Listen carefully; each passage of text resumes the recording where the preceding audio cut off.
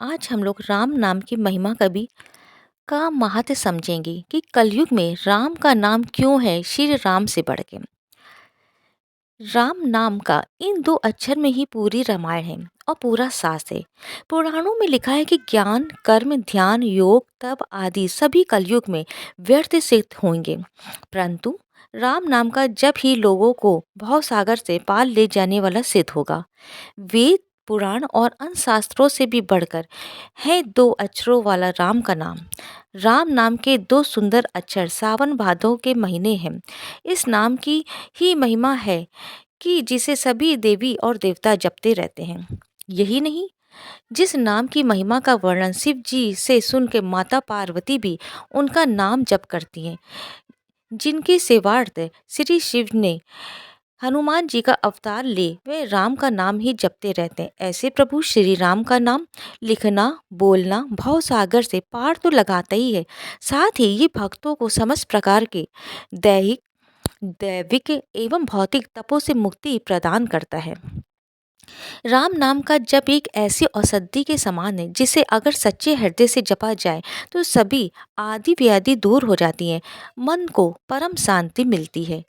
ये तो सभी जानते कि राम सेतु के निर्माण के समय हर पत्थर पे राम नाम लिखा जा रहा था और हर कोई राम नाम का जय घोष कर रहा था, जिसके चलते राम का काम बहुत ही आसान हो गया। राम के नाम लिखे पत्थर जब तैरने लगे तो प्रभु श्री राम जी आश्चर्य में पड़कर सोचने लगे।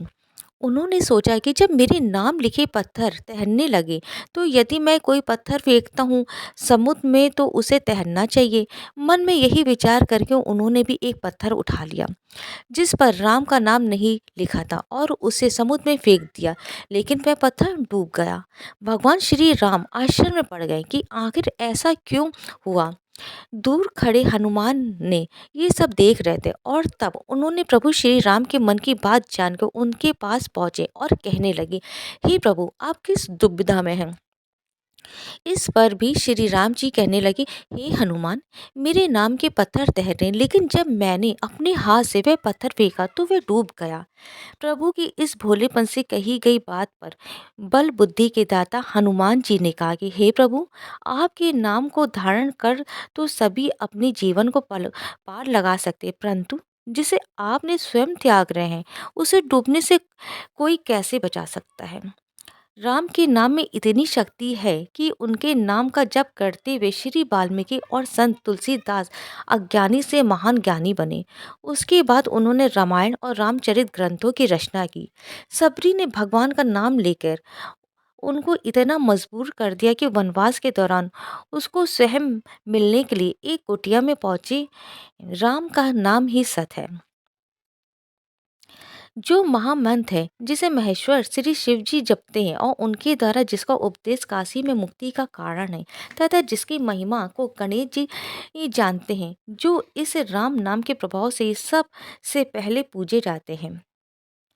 आदि कवि श्री वाल्मीकि जी राम नाम के प्रताप को जानते हैं, जो उल्टा नाम मरा मरा जपकर पवित्र हो गए। श्री शिव जी इस वचन को सुनकर कि ये राम नाम सहस्त्र नाम के समान है, पार्वती जी सदा अपने पति श्री शिव जी के साथ राम नाम का जप करती रहती हैं।